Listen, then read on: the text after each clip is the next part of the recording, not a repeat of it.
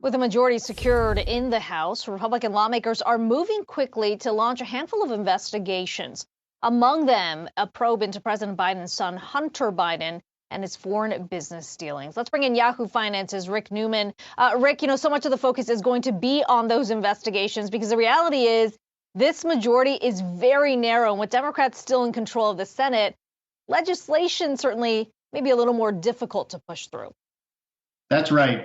There is not going to be any Republican-led legislation that is going to pass Congress. The House could pass, who knows, some tax cut bills or things like that as a messaging exercise, but the Democrats will not approve that in the Senate. And if President Biden got some Republican legislation that he didn't want anyway, he would veto it. So there's just not going to be much legislative activity other than just the spending bills they have to pass. But that doesn't mean it's going to be boring. How much Hunter Biden can you stand, Akiko? I think we are just going to have wall-to-wall Hunter Biden.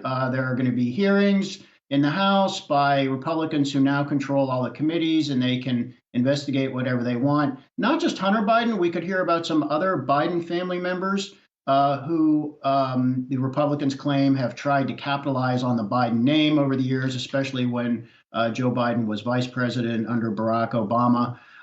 And you're right, they're going to have a very narrow majority. And I think the question for voters is anything meaningful ever going to come out of what the Republicans do in the House, or is it just going to look like a circus?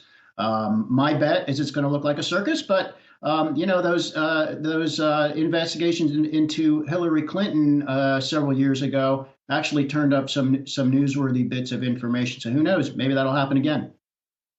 Meantime, Rick, on the Democratic side, they no longer hold the majority in the House.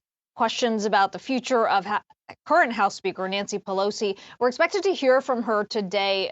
What are you hearing about what that announcement is expected to be and whether she still has the support within the party? It sounds like she is going to announce that she is stepping down. Of course, she's not going to be the House Speaker no matter what next year, but that she's going to step down as the Democrats' leader in the House. Now, if she stayed in that role, she would end up being House Minority Leader again, a job that she has had before. But it sounds as if she's going to say, "I'm going to remain in Congress, but I'm going to step down as the leader of the Democrats in Congress," and that would be to let some new people take hold. And let's face it, Nancy Pelosi, I think she's 82 years old. If you say where is the young blood within the Democratic Party, I don't think anybody could name any names. Tim Ryan looked like he might be a potential Democratic leader, but he left his seat in the House to run for the Senate in Ohio. He lost. So he's out of politics for the time being. So the Democrats just need some fresh faces, and this feels like the right time to do it. And the AP reporting that we could get that announcement within the next hour or so. So all eyes on Nancy Pelosi this morning. Rick Newman, as always, thanks so much for that. See you, Kiko.